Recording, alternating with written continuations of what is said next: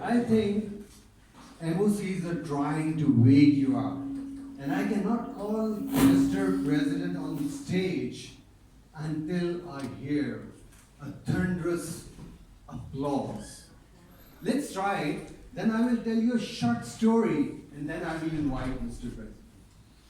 So, with the count of 3, please practice. We have to invite with a thunderous applause. Go ahead.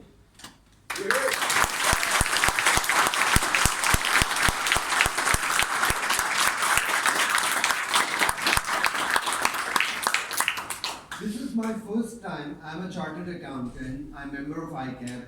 This is my first time I'm visiting ICAP Islamabad. So I thank you, Toastmasters. You make it possible.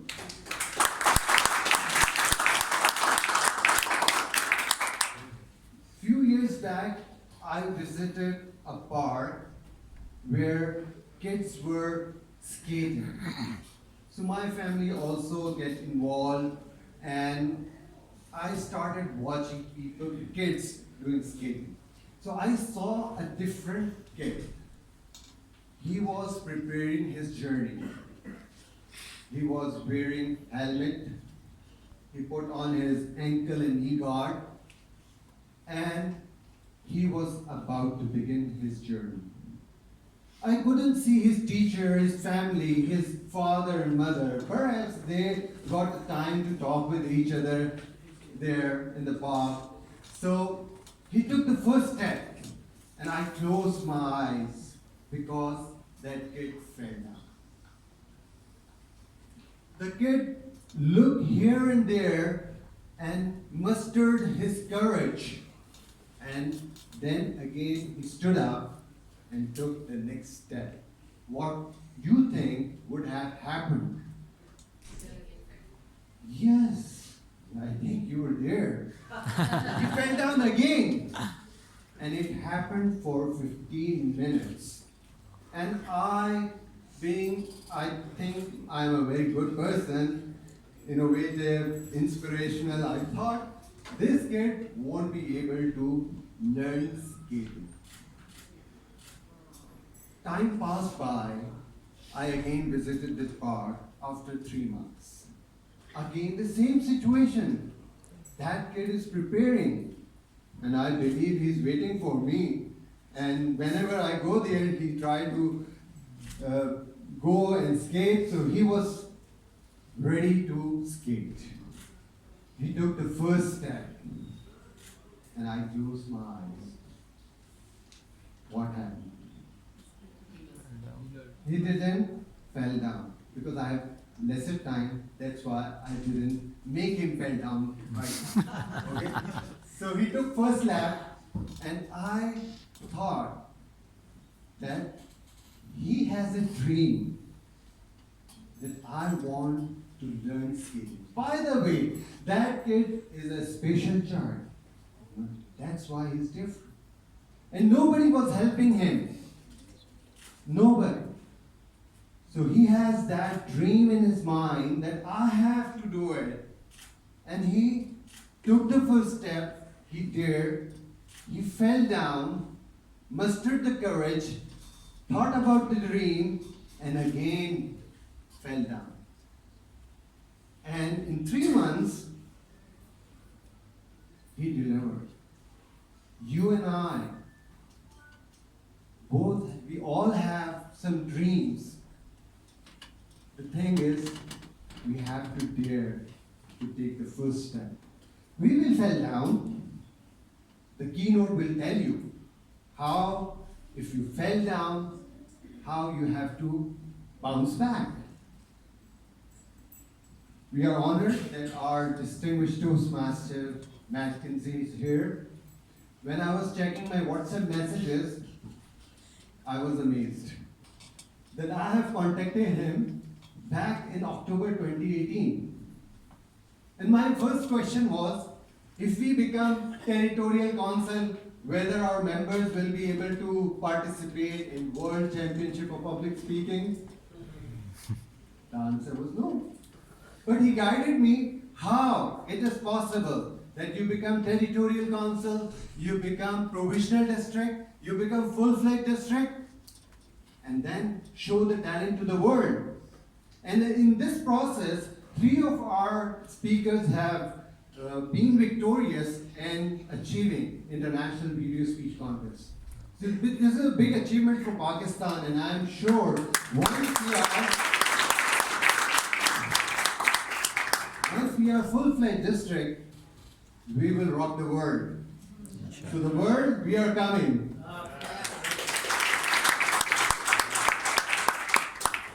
Distinguished Toastmaster will be delivering keynote speech. The good thing about him is that he contested for 2014 Kuala Lumpur International Director election. He has a dream. He took the first step, but he didn't elect it. So he fell down. We want to know what gave him the courage to bounce back, fulfill his dream, take the second step, and deliver. So our dream is big. Our first dream is to reach full-fledged district level. We began with 17, we reached to 20 to become territorial council. Now we are 45, provisional district. We have to hit the magical number 60, so we want more inspiration for him. But I won't invite him unless all of you put your all energy together to show your strength and give him warm welcome. I say thunderous welcome and a standing ovation. Please put your hands together. Our international president, distinguished Toastmasters, Zaid.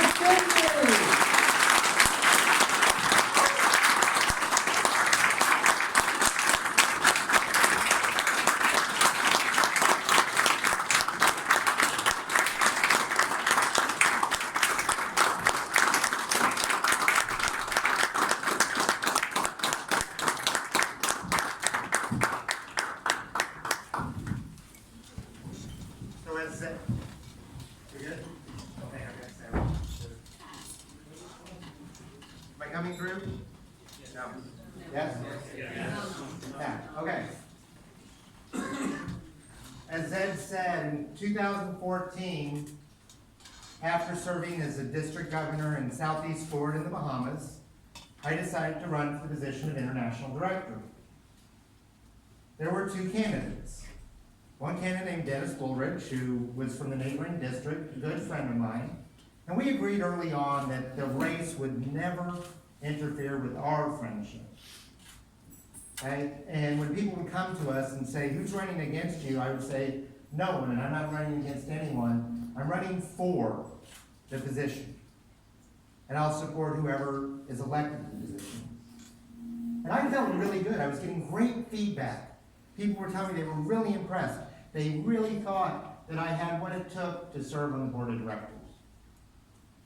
And then the election results came. And I got 35% of the vote.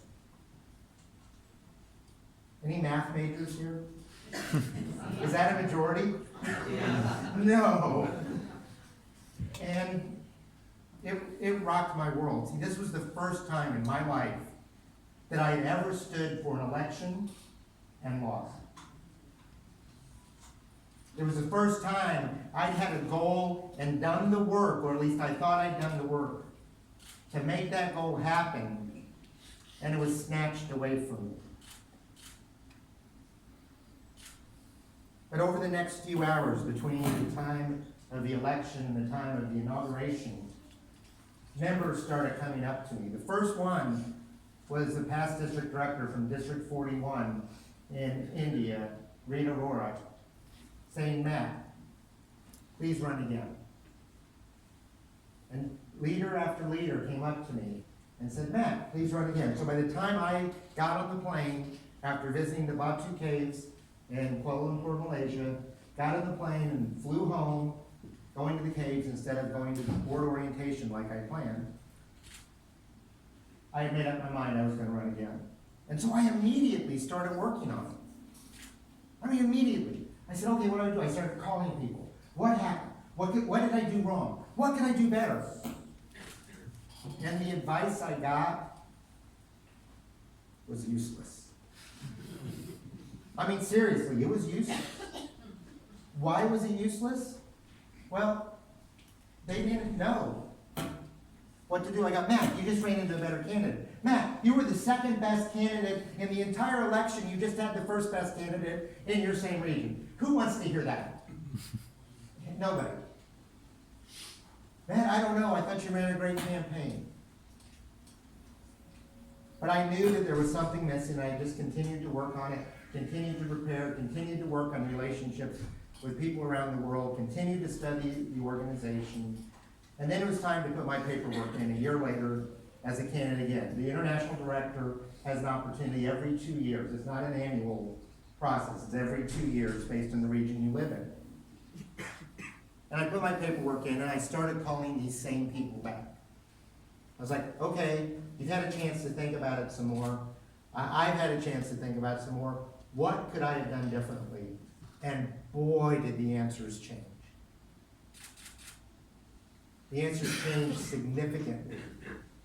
People who before said, Matt, you ran a great campaign, I don't know what you could have done differently, all of a sudden had answers for me of what I could have done differently. And what I realized, this is an important lesson, is reflection. This is not meaning skill. Reflection requires separation. See, there were two pieces of separation we needed. One was I needed emotional separation because I was in pain. It hurt. Have you ever wanted something and not gotten it and it hurt? Yes. You know, maybe it's that young woman that you asked to marry you and she said no. Okay? Maybe it's a promotion you wanted to get at work. Maybe it's a business you started and you really thought it was going to work and nobody bought from you. That hurts, doesn't it? Yes. I needed emotional separation from the pain because reflection is a logical process. It's a process that says, here's where I wanted to be, here's where I am, and there's a gap here. It's not an emotional process.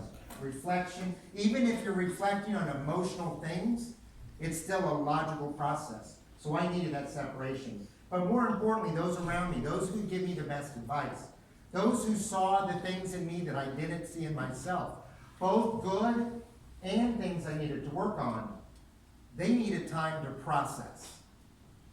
All right, now I know we have a lot of accountants in here and engineers.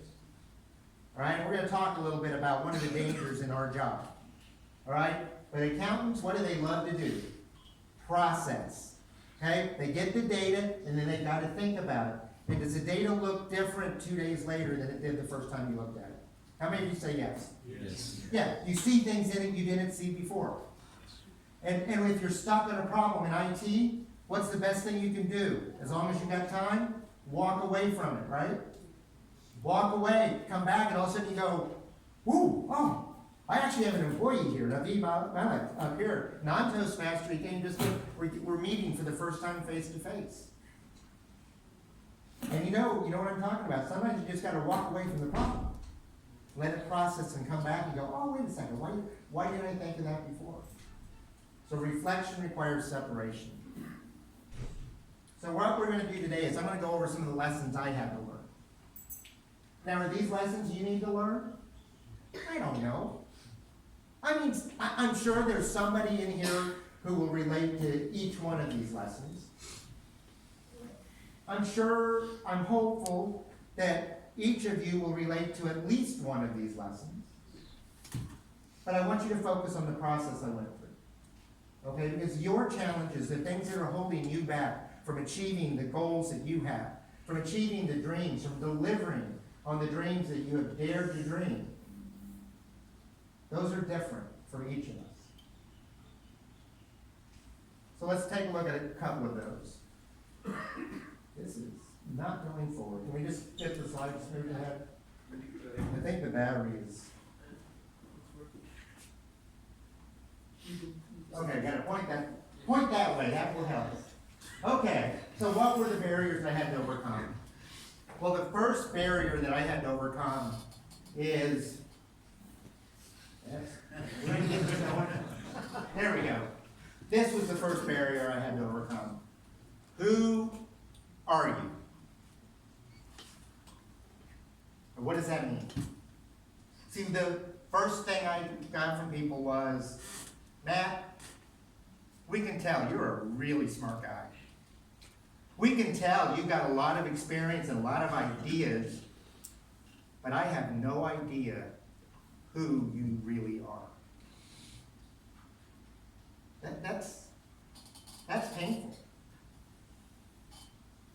And I had to examine this. And what I found out through examination was that I was creating barriers for people to get close to me. And it turned out to be something that happened when I was 16 years old. That was the root cause of it. See, when I was 16 in high school, that would have been, for me, grade 11. I had a group of friends who I ate lunch with every day.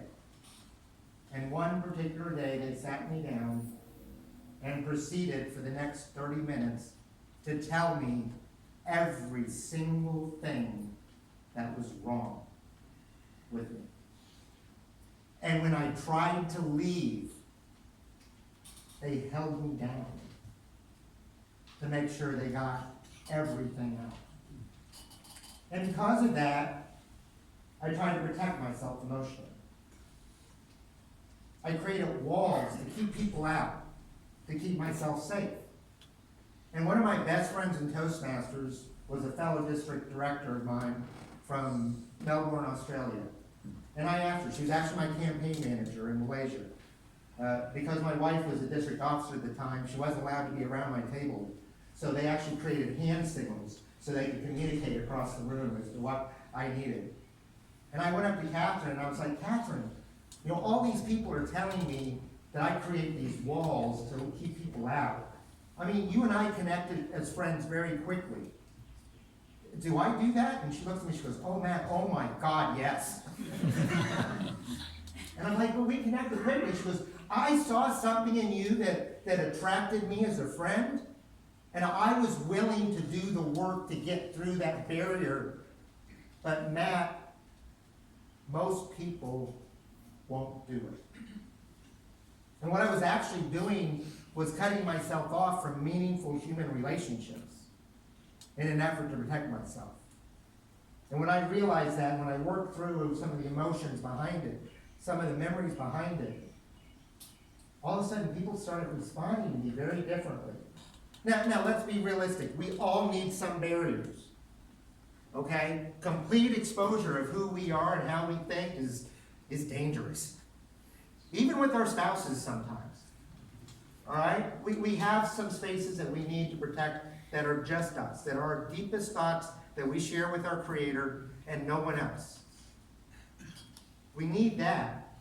But the more you can expose who you are, the more effective you will be. Maybe I just need to go over here. All right, there we go. See, your most precious currency is authenticity. Being yourself. See, the world doesn't need another Matt Kinsey. The world doesn't need another Zaid Kaliya or Atif Arfan. The world needs you. And you. And you. And for these young people here, they need you to be you. To develop your own impact on the world around you, whether that's in your home, in your school, in your career, in your country. That's what we need, is for you to be authentic. That was a lesson. That was the first lesson I had to learn. Now the second lesson. So I'm an amateur cyclist. I've cycled over 400,000 kilometers in my life. And I was a racer early in my career. I still race occasionally in age group. Right? Do we have any athletes in here? Okay, used to be athletes? Yeah, a lot more, all right? All right, so one of my jobs in the race is I was called a lead-out rider. Has anyone ever watched the Tour de France? Nobody in here. Okay, one, two. All right, a couple. So the lead-out rider is not the person who's trying to win the race. The lead-out rider is up front breaking the wind for the sprinter who's right behind them, and with 400 or so meters to go, they pull off. So the sprinter only has to put in his maximum effort for a very short time, way less than a minute, like 20, 30 seconds of maximum effort to try to win the race. And so that was my job, and we're coming around after a long race. This was a 160-kilometer stage in a race. And I'm up front, I'm going as fast as I can, getting my sprinter in position to run, to go. And out of the corner of my eye, I see the most gorgeous woman I have ever seen in my life up to that point. And I looked. And this is what happened. I took out 37 riders that day, including my entire team. So after we picked ourselves up off the floor, got back into our racing area, my team sprinter was looking for me. Now he was from California. Kind of like a, yo, hey dude, what's happening type of guy. All right, if you saw the movie Finding Nemo, he kind of sounded like the turtle. All right, yo dude. He's like, yo dude, what the? And I'm like, I don't know, I don't know what happened. He goes, dude, you got distracted. And I was like, oh yeah. He's like, yeah, it happens, but dude, was she worth it? Now let's think about this. Here's a woman I saw for a fraction of a second out of the corner of my eye. And I lost focus on what my mission, my job was. I had one job: to get off the front and put him in position. And because I got distracted, I took myself and my entire team out of action. This thing just does not want to cooperate. We will get there. So distraction equals out of action. That's what I want you to remember. If you're distracted as a leader, and there are so many distractions. There are conflicts that waste time. Ego conflicts. Idea conflicts are great, but ego conflicts are a problem. There are these cool new things, all right?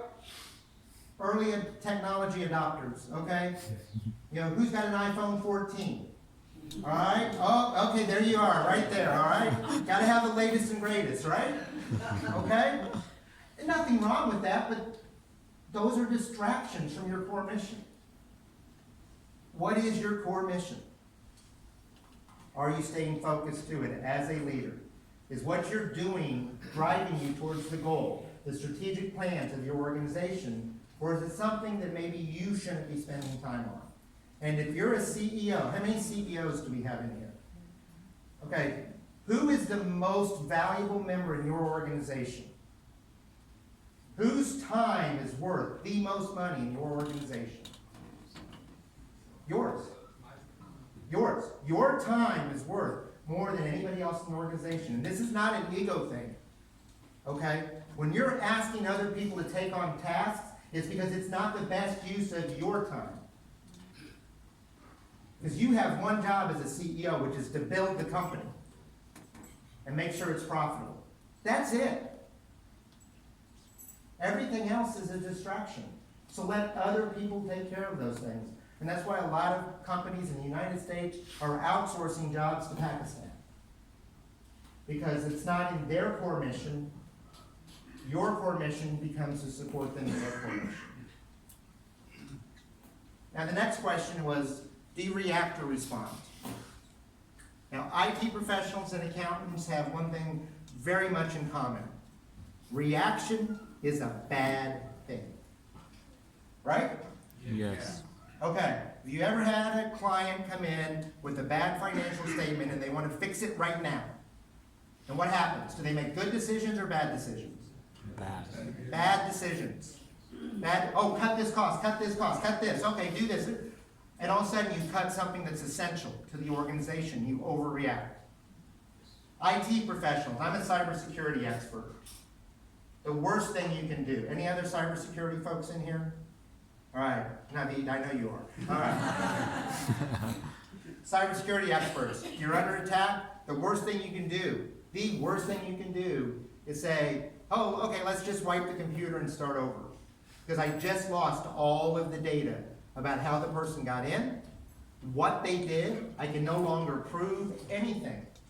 I actually have to shut down the network connections and then start doing my forensic analysis to figure out what happened. I have to respond. I have to use my checklist. I worked as a lifeguard one summer. Is that what you would call them here? Somebody who sits on the side of the pool to make sure that nobody drowns, right? Yeah, lifeguard. All right? If you get in the water as a lifeguard, your chance of saving a person who's drowning goes down by 90%. And your chance of drowning in the effort goes up by 10,000%. It's the most dangerous thing you can do is to actually get in the water without support and make physical contact with the person who's drowning. Because when they come to, they will fight you. They will punch. They will kick. They will try to drown you in their efforts to get their head above water. So what do? You take your tools. You take a pole. You take a buoy. You take a vest that they can grab onto. You go out in a boat, or in the ocean you go out in a jet ski to try to make sure that you've got a platform to support you. And then your chances of drowning are very small, and your chance of bringing them up goes up several times. So are you reacting or responding? But how did that play out with me? And this is questions. So when you ask a question, how often do you want an answer versus a conversation? All right. I know this may be a little stereotypical, but we're going to go with it, okay? And if it doesn't resemble you, please don't take offense. I want to ask the women in the room, when you tell your spouse about a problem you're having, how many of you want them to solve it for you?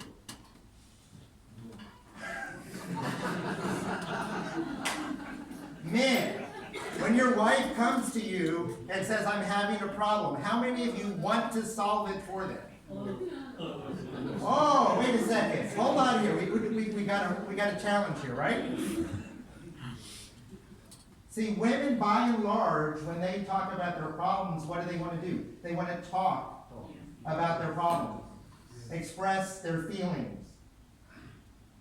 They're not necessarily looking for an answer.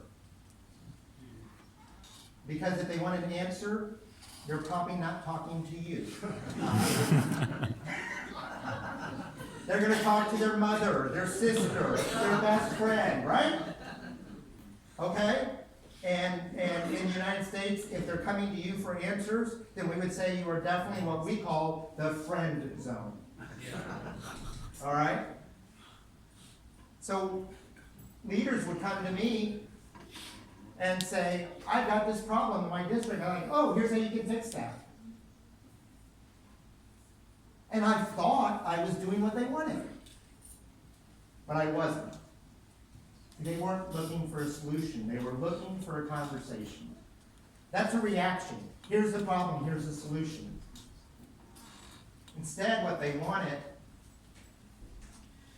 was what's in the middle. They wanted to express their problem. They wanted me to hear it.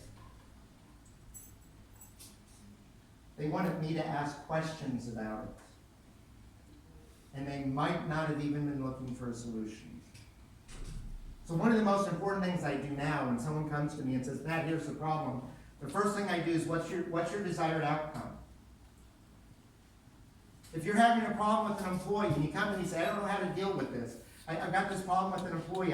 What do I do? Well, what's your goal? Do you want them gone? That's an easy solution. You fire them. Okay? Do you want their behavior corrected? That's a different solution. Do you want to put them in a different position where they can be more effective? That's a different solution. And if I don't know what your goal is, I don't know what advice to give.